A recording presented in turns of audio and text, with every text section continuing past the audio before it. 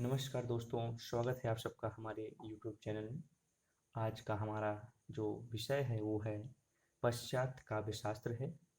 और पश्चात काव्य शास्त्र के बारे में आपको हम सरल ट्रिक के माध्यम से बताएंगे, जिससे आपको सारी जानकारी आसानी से प्राप्त हो जाए और आपको आसानी से आपको याद हो जाए। इनकी जो कवि हैं, उनका रचना जो है और उनके द्वारा जो भी सिद्धांत दिए गए हैं वो सब आपको हम बताएंगे इस वीडियो के माध्यम से।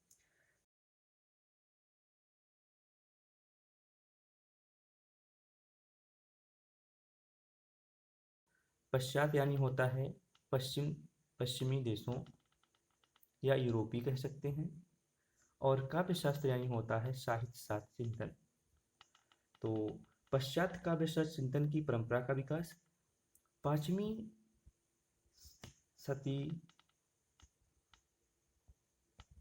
ईस्वी से पूर्व में माना जाता है। मतलब कि 5वीं सदी ईस्वी के पहले से माना जाता है। तो जो इसके भी लेखक हैं उनको सरल तरीके से याद करने के लिए सबसे पहले आपकी पहली ट्रिक है। सबसे पहले आप लिखिए PAL। पी यानी हो जाता है, ये आपको याद करने का ट्रिक है, पाल बोल सकते हैं। पी यानी हो जाता है प्लेटो। ए यानी हो जाता है अरस्तु। एन यानी हो जाता है लॉन्जाइनस। ये कहाँ के हैं? यूनान के हैं। आपको याद करने का तरीका है कि PAL पाल यानी प्लेटो, अरस्तु, लॉन्जाइनस, ये कहाँ के हैं? यूनान के हैं। यूनान को और क्या बोलते हैं? ग्रीक बोलते हैं। यूनान की राजधानी क्या है? यूनान की राजधानी है एंथेस। इसलिए कभी कभी जो प्रश्न आ जाते हैं वो एंथेस से आ जाते हैं, ग्रीक बोल देते हैं, यूनान कुछ भी बोल सकते हैं, तो आपको इसको याद रखना है। और दूसरा हमारा जो ट्रिक है, जो कि VKI, विकी बोल सकते हैं आप लोग, VKI। भी यानी हो जाएगा वर्ड्सवर्थ, के यानी हो जाएगा कॉलरिज, आई माने होगा IH रिचर्ड्स। इनका संबंध किस देश से है? कहाँ के हैं ये हैं इंग्लैंड के। तो समझ में आ रहा होगा, जैसे कि इस सरल तरीके हैं आपको याद करने के। Vicky, Wordsworth, Coleridge, IH Richards.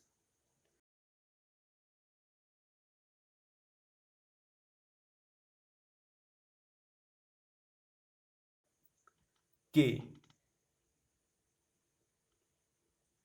के यानी हो जाएगा क्रोंचे, जो कहाँ से संबंध है उनका? इटली के रहने वाले हैं, इतनी में इनका जन्म हुआ। और ई माने इलियट, जो आपको इतना याद हो सकता है, ये कहाँ के हैं? अमेरिका के।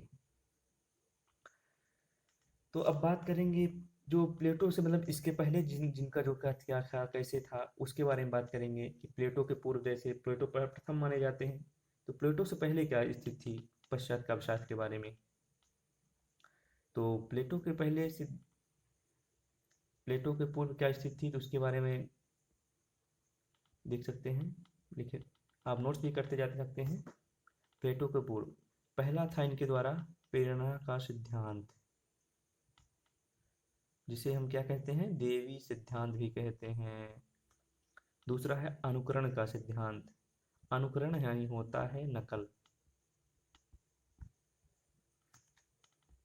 और तीसरा है विरेचन का सिद्धांत, या कह सकते हैं भावों का शुद्धिकरण। जिनमें रस होते हैं, लगभग दो ही रस माने जाते हैं, करुण या भय, और इसको चिकित्सा शास्त्र भी कहते हैं।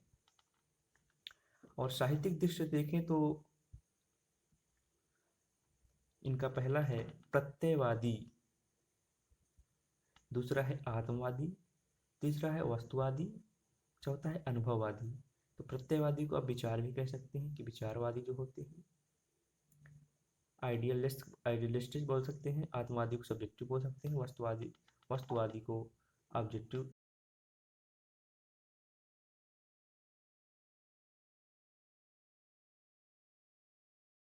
पश्चात काव्य शास्त्र के लेखक हैं, पहले लेखक जो जिनका नाम है प्लेटो। तो प्लेटो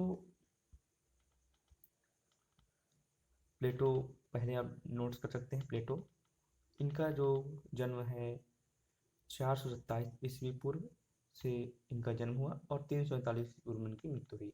ये कहाँ के रहने वाले हैं पहले बता चुके हैं आपको, जो आपका वो PAL प्लेटो आ जाएंगे फर्स्ट में, यूनान के रहने वाले हैं और ये प्रत्ययवादी विचार के हैं।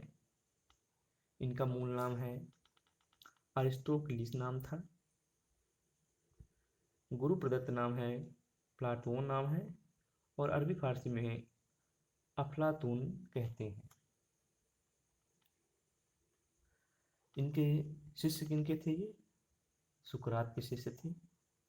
इनके जो ग्रंथ हैं, ग्रंथ जो बहुत इम्पोर्टेंट है परीक्षा की दृष्टि से देखा जाए तो पहला ग्रंथ है इयोन, जिसको काव्य चिंतन भी कह सकते हैं। दूसरा है रिपब्लिक, गणतंत्र। और इनके जो सिद्धांत है सबसे इम्पोर्टेंट है वो है अनुकरण का सिद्धांत। अनुकरण यानी होता है नकल, अनुकरण का अनुकरण, नकल का नकल। और इसी कहते हैं विचार, वस्तु, कला। जिसे आपका प्रश्न अधिकतर आते हैं इसमें, सत्य से दुगुनी दूरी पर होती है विचार वस्तु कला की, अनुकरण नकल का नकल करना। किनकी ये लेखक है, किनका शब्द है, ये सबसे इम्पोर्टेंट फैक्ट है, ये आपको याद रखना होगा कि प्लेटो के हैं सत्य।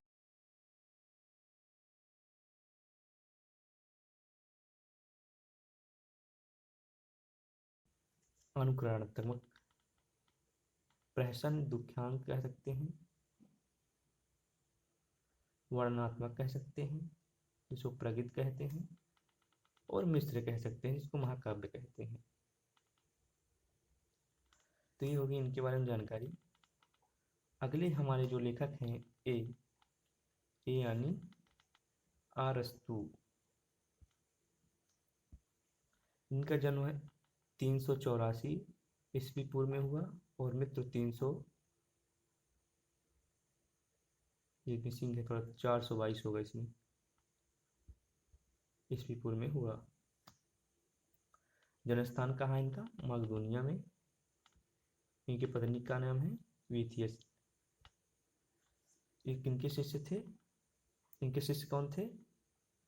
शिष्य जो इनके जो मतलब शिष्य कौन है इनके? प्लेटो के शिष्य थे जी। और किनके गुरु किनके थे? सिकंदर के गुरु थे। इन्होंने 400 ग्रंथ लिखे दोस्तों, जिनमें से कुछ इम्पोर्टेंट हैं आपके सामने रखे हैं। जो पहला है पेरिपोइएटिकस काव्यशास्त्र है। दूसरा है तेखलेस रितोकेरिकस भाषा शास्त्र है।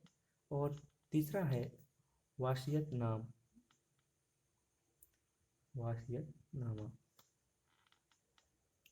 इनके प्रमुख सिद्धांत हैं अनुकरण का सिद्धांत, जिसे सृजन की प्रक्रिया बोल सकते हैं, कवि अनुकर्ता बोल सकते हैं। दूसरा है त्रासदी का सिद्धांत, दुख्यांतक। और तीसरा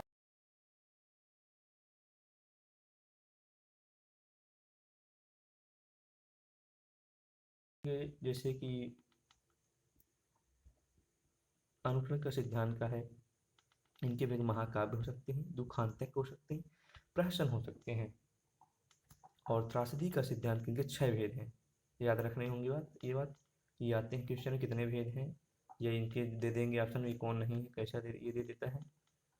तो त्रासदी यानी होगा दुख्यांतक होता है। दुख्यांतक सिद्धांत के अंदर कितने हैं? तो इसमें कथानक, चरित्र, विचार, परियोजना, गीत, दृश्य, ये 6 आपको याद रखने होंगे, नोट भी कर सकते हैं आप लोग।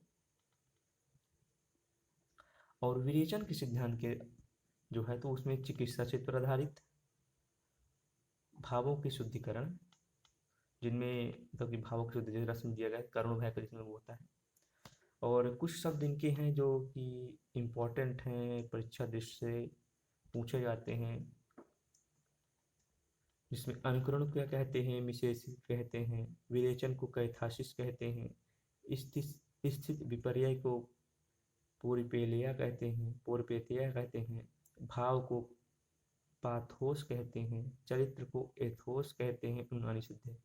कार्य व्यवहार्य का यूनानी शब्द मार्क्सिस हो जाएगा, कथा वस्तु का माइरस हो जाएगा, आत्मजान का अंगोसेसिस हो जाएगा, और स्थित विपर्यय का जो पेरितेया नाम है यूनानी में, तो उसका अंग्रेजी हो जाएगा रिडवांजिन। आगे हमारे जो हैं लोनजाइनस, तो लोनजाइनस कहाँ के रहने वाले हैं, यूनान के, जैसे ही आपको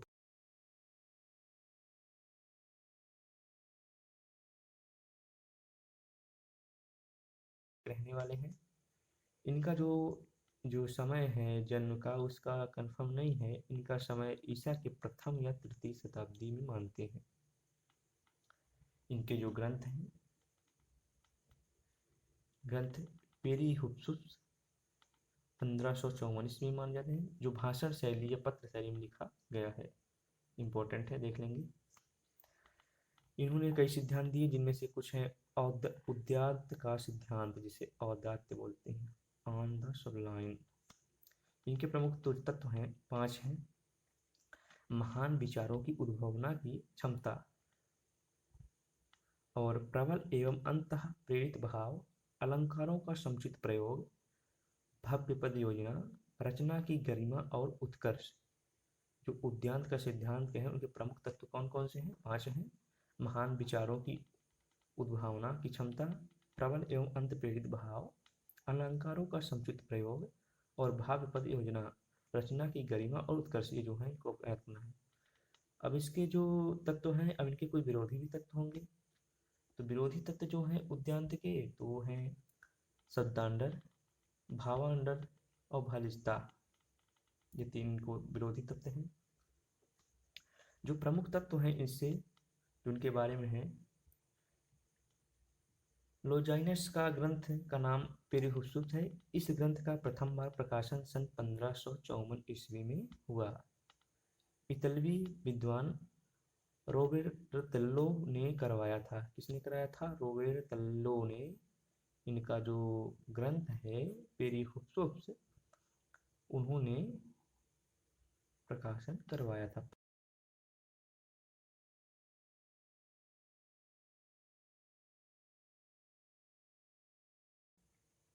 पोस्तुम्यूस तेरिन्तियानुस नामक की व्यक्ति को संबोधित करके किया है। जिन्होंने रचना करी है पेरिहुप्सुस, वो कौन से व्यक्ति का नाम लिया उसमें किया, उनके किनके रचना की है, किनके व्यक्ति के नाम पर, पोस्तुम्यूस या तेरिन्तियानुस कहते हैं। पेरिहुप्सुस का सर्वप्रथम अंग्रेजी रूपांतर जॉन घल ने सन 1652 ईस्वी में ऑफ द व्हाइट एलोविंस ऑफ द हाइट ऑफ एलोविंस शीर्षक से प्रकाशित करवाया। जो इनकी रचना पेरिहुप्सुस है, जिसका अंग्रेजी रूपांतर जॉन घल ने सन 1652 ईस्वी में किया। किस नाम से किया, of the height of allowance. तो इतना आप याद रखें इनके बारे में। अगले जो हमारे कवि हैं, रचनाकार हैं, पश्चात काव्य शास्त्र के जो लेखक हैं, उनका नाम है विलियम वर्ड्सवर्थ। ये कहाँ के रहने वाले हैं, इंग्लैंड के रहने वाले हैं। इनका जन्म कब हुआ, 1770 ईस्वी में, और मृत्यु 1850 ईस्वी में। कैसे प्रकृत है कवि हैं, प्राकृत कवि है, प्राकृत नेचर। 20 वर्ष की आयु में उन्होंने इटली, फ्रांस, अल्प्स पर्वत की यात्रा की। ये 20 वर्ष की आयु में इटली, फ्रांस, अल्प्स पर्वत की यात्रा कर चुके थे। इनके जो मित्र थे, कालरिज थे, और ये स्वयं थे वर्ड्सवर्थ। ये दोनों मिलकर एक ग्रंथ लिखे जिसका नाम था लिरिकल बैलेट्स।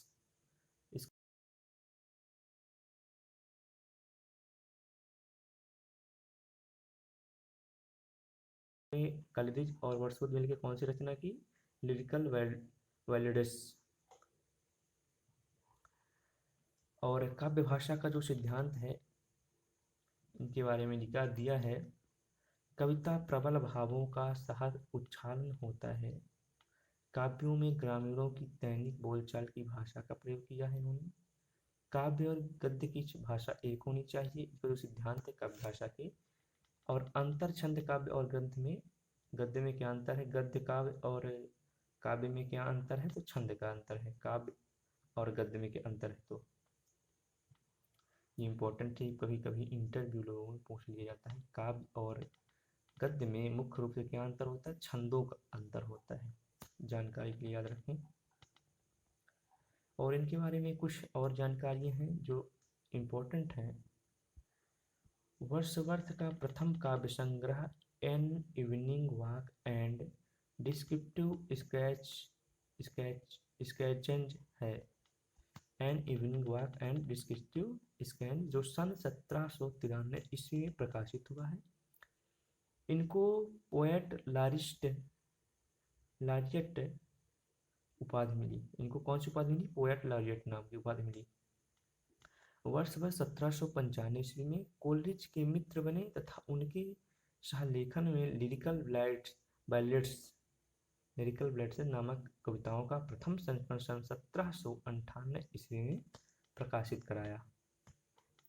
लिरिकल बैलेट्स को स्वतंत्रतावादी काव्यों आंदोलन का घोषणा पत्र माना जाता है। इनकी जो रचना है वो स्वतंत्रतावादी काव्य आंदोलन की रचना घोषणा पत्र माना।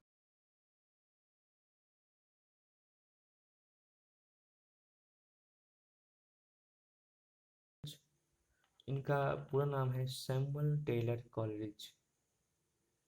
इनका जन्म 1772 ईस्वी में तथा मृत्यु 1834 ईस्वी में हुआ। ये कहाँ के रहने वाले हैं?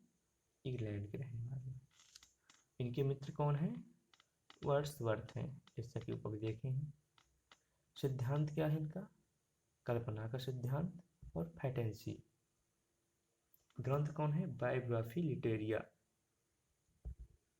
बायोग्राफिया लिटरेरिया इनकी जो है ग्रंथ है। सुसंतावाद का उदय माना जाता है। अंग्रेजी में व्यवहारिक आलोचना का सूत्रपात कह सकते हैं इसका जो हिंदी वाद है। कोलरिज की रचनाएं जो हैं कुछ हैं, जैसे कि द फ्रेंड 1817 ईस्वी में इन्होंने रचना की। एज टू रिफ्लेक्शन 1825 ईस्वी में। चर्च एंड स्टेट 1830 ईस्वी में। और कन्फेक्शंस ऑफ द इंक्वायरिंग स्पिरिट 1840 ईस्वी में।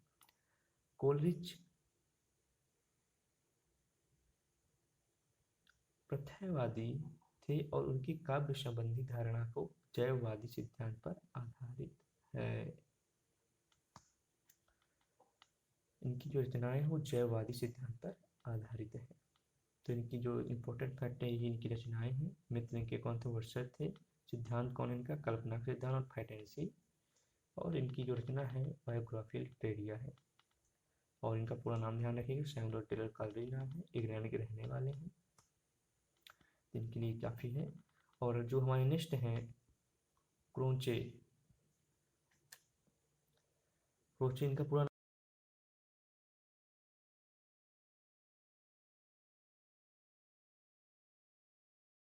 1866 और मृत्यु कब हुई? 1952 ईस्वी में।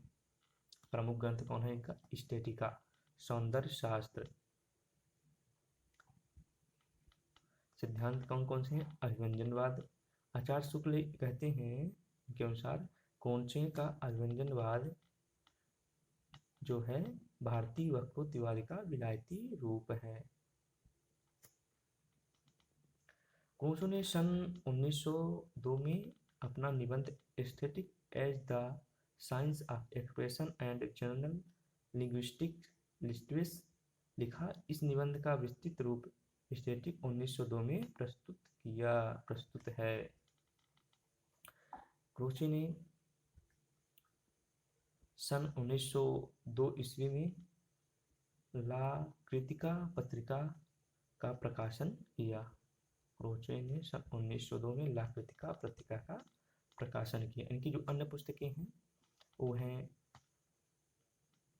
न्यू एसेज ऑन एस्थेटिक 1920 ईस्वी में और डिफेंस ऑफ पोएट 1933 ईस्वी में। जो हमारे नेक्स्ट हैं आज के जो टी.एस. एलियट, इनका पूरा नाम है थॉमस स्टर्न्स एलियट। इनका जन्म कब हुआ? 1888 में जन्म हुआ और 1965 में इनकी मृत्यु हुई। कहाँ के रहने वाले हैं? अमेरिका के रहने वाले हैं। और संपादक किसके किए हैं? द क्राइटेरियन की संपादक किए इन्होंने। और इनको एक रचना में द वेस्टलैंड रचना में नोबेल मिला है। इनके जो ग्रंथ है the secret would, the use of poetry,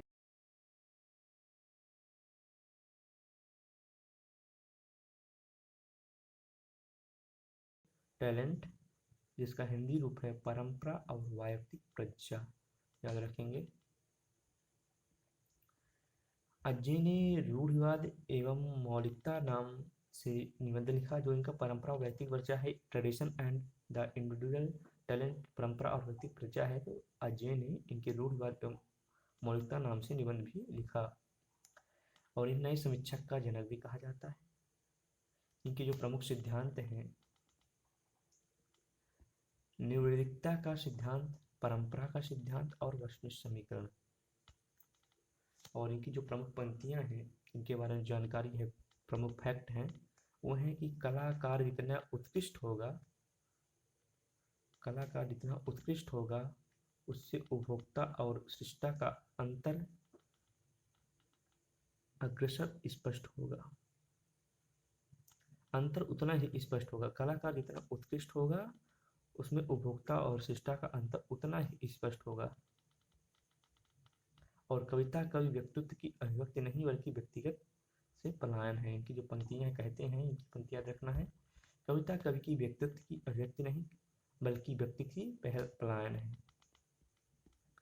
Elliott के गुरु का नाम था आयरिंग बेविट और जॉर्ज सोतियाना। एलियट के अनुसार कवित्री और भवित्री प्रतिभा परस्पर पूरक हैं। साथ ही कहा कि आलोचक और सर्जक कवि प्रायः एक ही व्यक्ति का होना चाहिए। और जो हमारे आज के लास्ट हैं वो हैं I.A. रिचर्ड्स।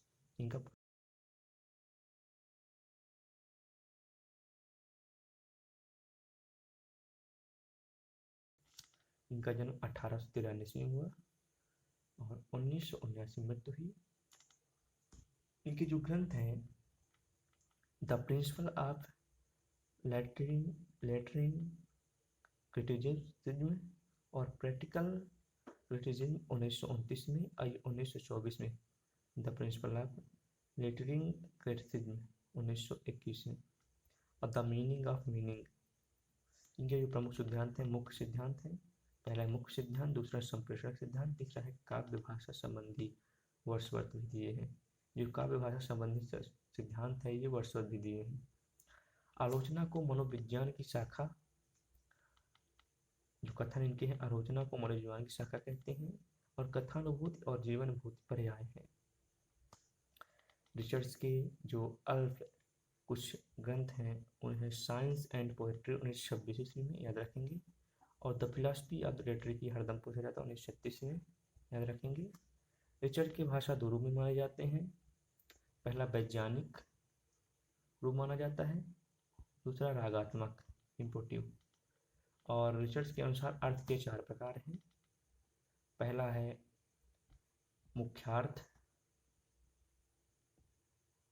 जिसे सेंस कहते हैं, दूसरा है भावना फीलिंग, और तीसरा है वंचन भंगी टोन कहते हैं, और चौथा है उद्देश्य जिसे इंटेंशन कहते हैं। तो ये आज का जो टॉपिक था हमारा पश्चात काव्य शास्त्र, उसके बारे में हमने आपको सारी जानकारी लगभग दिए हैं, छोटी छोटी जानकारी जो थी। तो बने रहिए हमारे यूट्यूब चैनल के साथ और चैनल को सब्सक्राइब करें और दोस्तों को शेयर करें।